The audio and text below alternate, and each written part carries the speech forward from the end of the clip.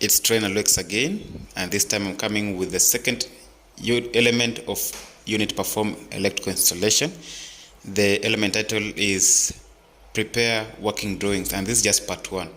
In part 2 I'll be covering drawings to do with machine installation, so stay tuned. Before we proceed, if you are my subscriber, thank you. Please press the thumbs up, comment below on how you feel about this video, share with your friends, and if you are new to this, please subscribe and enable the bell notification for every video that will be uploaded. You'll be notified. So quickly, let's get started. Electrical working drawing is simply a drawing that gives a dimensional and graphical representation of an electrical circuit, and it helps especially the designer, electrical designer, be it electrical contractor, electrical technician, or electrical engineer, to bring the blueprint. It's actually the blueprints of what is to be installed. We have different types of various types of working drawings, and the most important that we are going to cover today is layout diagram. So layout diagram shows the actual placement of components and dimension from one component to another. So it shows the physical position and the distance between components. Then from the layout diagram, we can generate what we call a wiring diagram, which is almost similar, but in this case now we have opened the component, and even the path is clear with the number of wires clearly indicated on the wire or the number of cables being used. The circuit diagram on the other end is a diagram that shows also how the components are connected, but it doesn't show the distance or the dimension or the physical location of the finished device. Then we have line diagram, which is almost similar to the layer diagram, except that the layer diagram has a dimension, and also the symbols are very clear. You cannot misuse symbol because it's the only way we communicate in electrical specialization. So the wiring diagram, it has no dimension, but it shows how one is connected. It's like a block diagram, but with the actual symbols of electrical components. We have pictorial diagram, where we use the actual image of a component. So if it's a switch, we use a picture of a switch. We use an image of a fan. We use an image of consumer unit there, an open image, and then we can show connection from one image to another in that manner. That's a pictorial diagram. It's planary, and it's even more interesting than the rest. We have schematic diagram, which is an open diagram of a line diagram.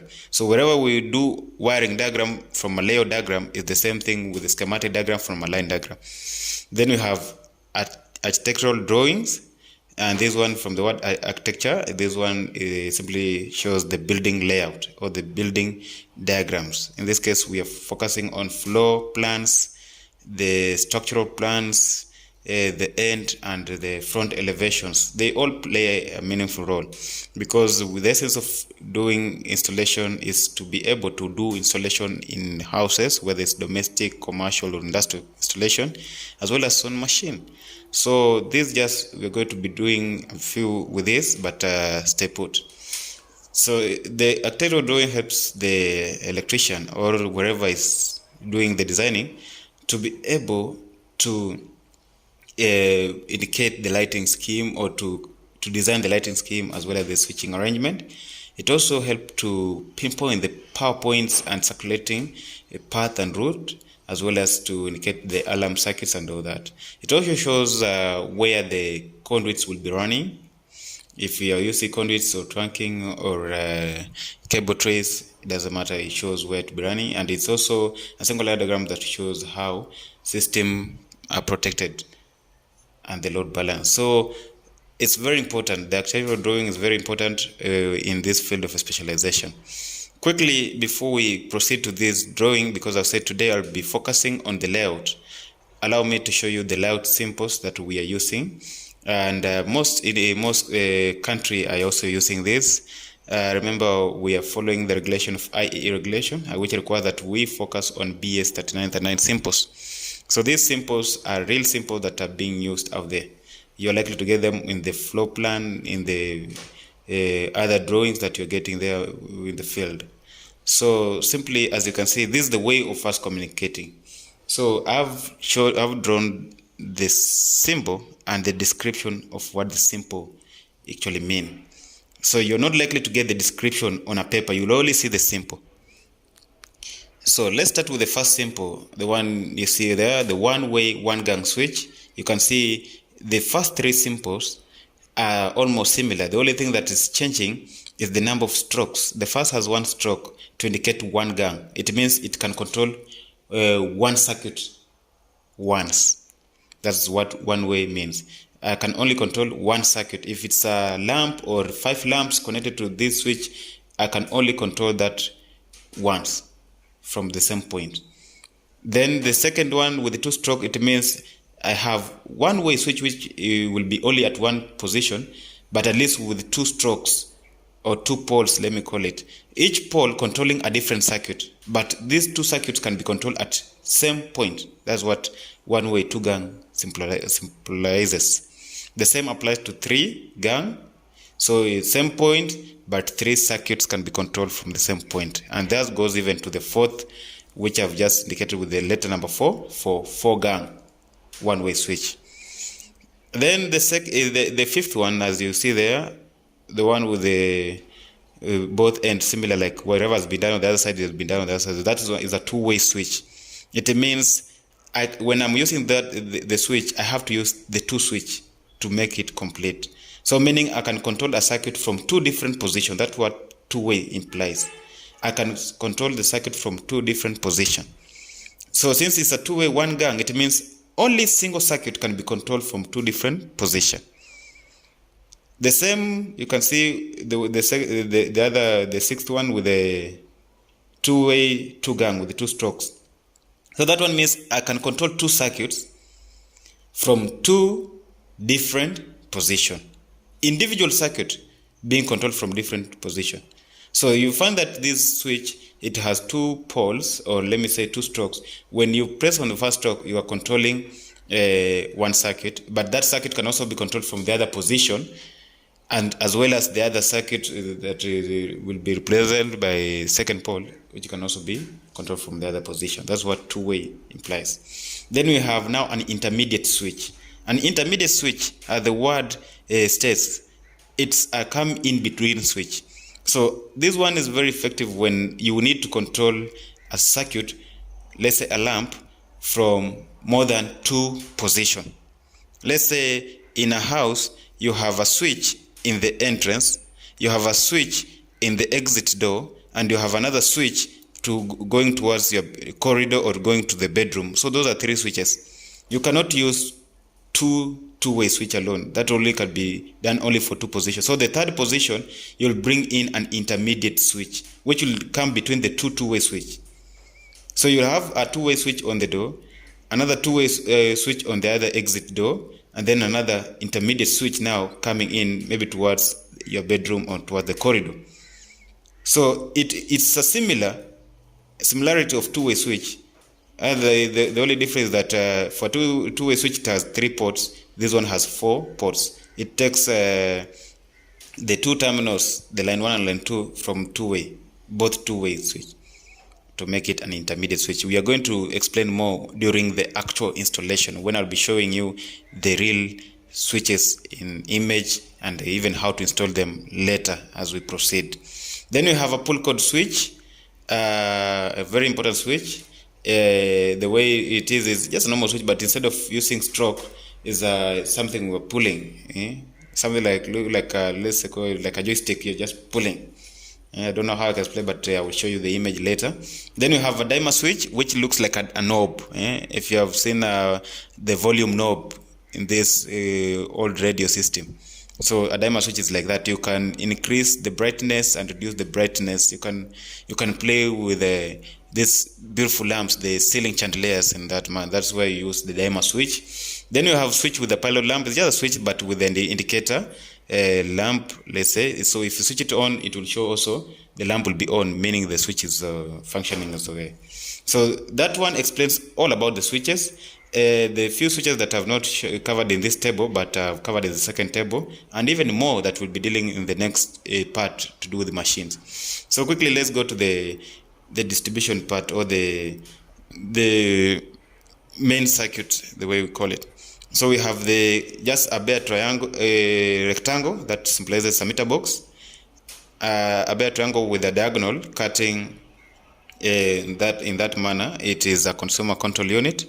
And then we have also a bare triangle with the initial DB. That one symbolizes a distribution board. A distribution board is actually an advanced, let's say a bigger consumer control unit. Usually for 3-phase system, we don't use consumer unit, we use a distribution board in this case, which helps to partition as many slots and that. We also have a timer switch, the one you can see there. So a timer switch in this case allows you to set a time, and then the circuit can be switched on and off depending on given time. Then we have a cooker unit.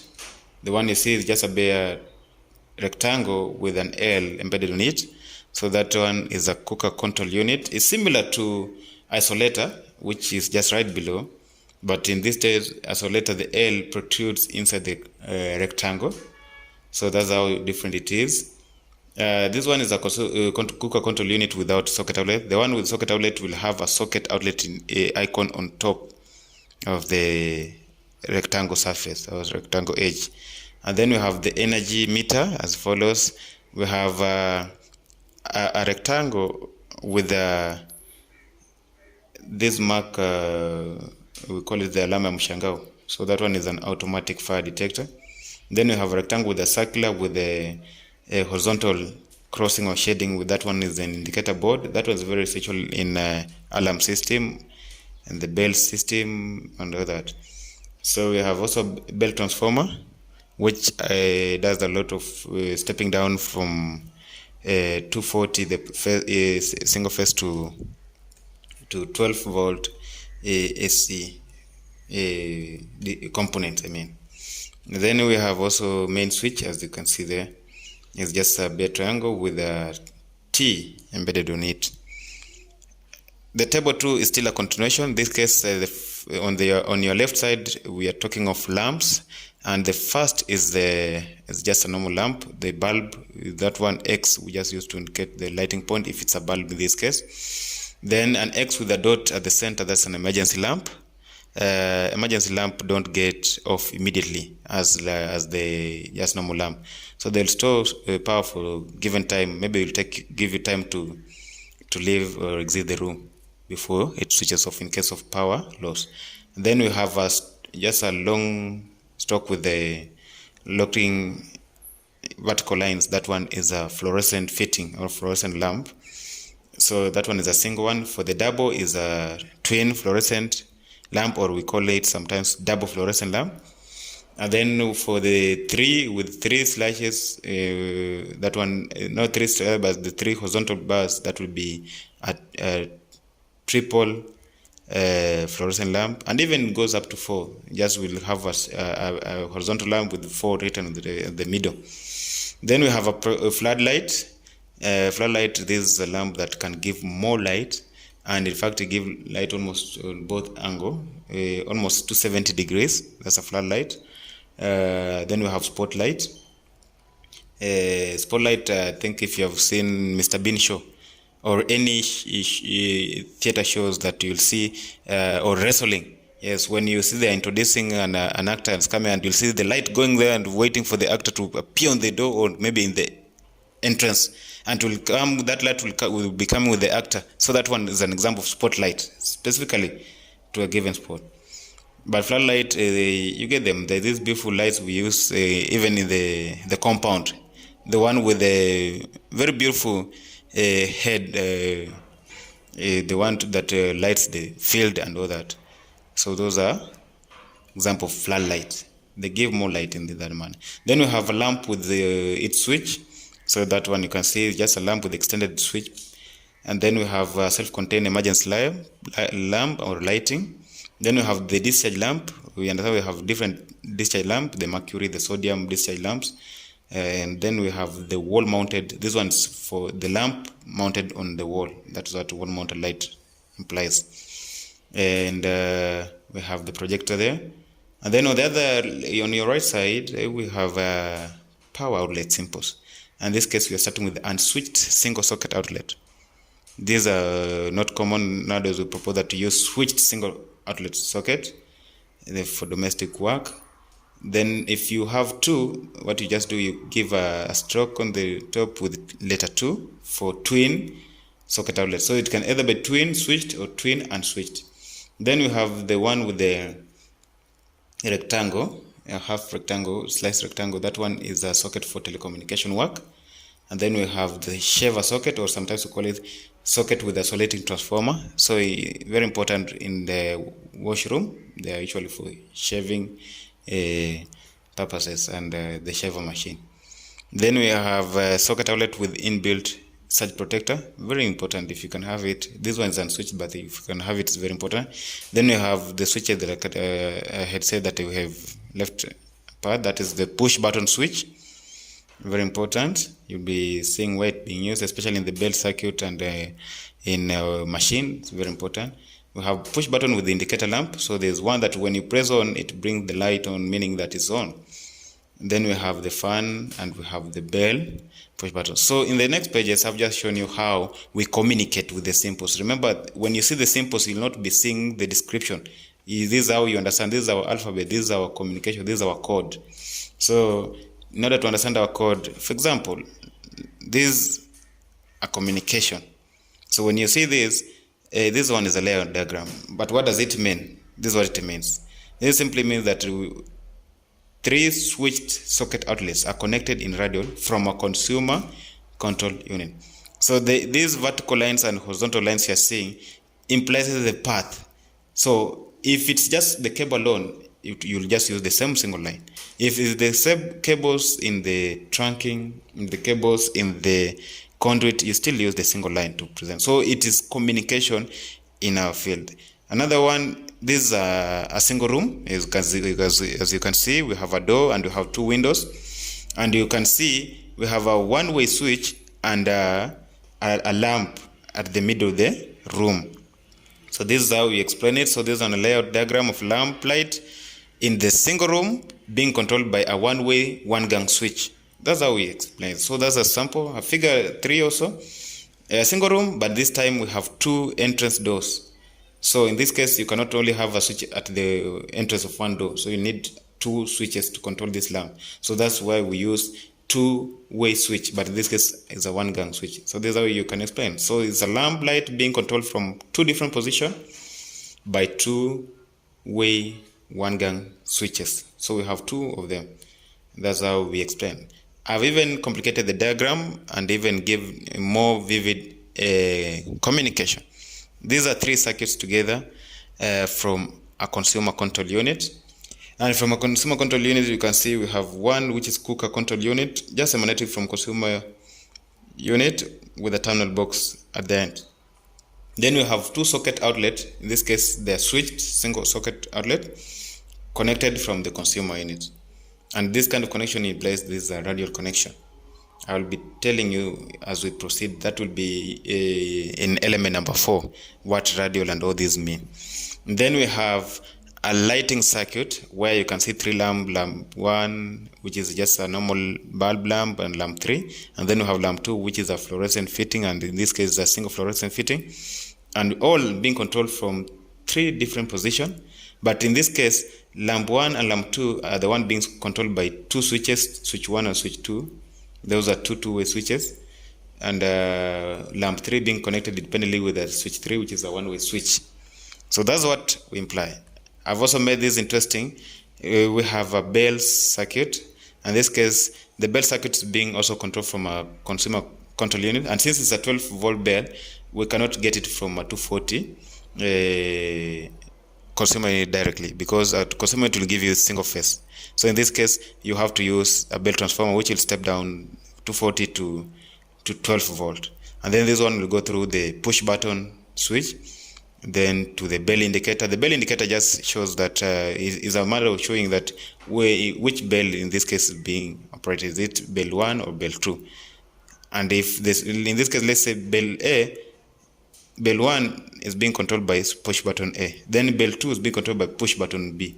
Then bell C should be a one that maybe resets or can press, maybe if you want to make sure that all bells are connected at the same time. So that's what this one implies. So you can see it's a communication. And since a layout diagram, it is even giving the distance between the consumer unit, the belt transformer, then from the belt transformer to the push button 1, then from push button 1 to the second push button, giving you the distance. And usually the distance are given in millimeter. So it's you to equivalent it to the ground, and you convert it. If you want to convert it from millimeter to feet, from millimeter to meters, it's up to you. Just know how to do it. Then our figure 6 is now a floor plan of a domestic house. In this case, this is what an architect will give you. So the building technician will understand more. This one will help him or her to raise the walls, ensure the windows are in the position, and all the rest. But now you, as the electrician or electrical technician, you have to kick in and understand. One, before you position the switches and position the lamps or the power outlets, in this case, you have to understand it in bigger dimension. One is need to know the opening of the door. So the swing of the door, we usually place the switch where the door is not attached, where the door swings to close. That's where we place the switch.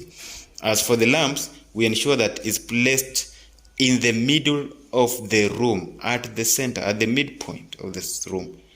So that's what we do. So if you are to place 2 lamps in the same room, then you have to ensure that the 2 lamps are equidistant from the walls as well as from one another. So that's what you need to understand.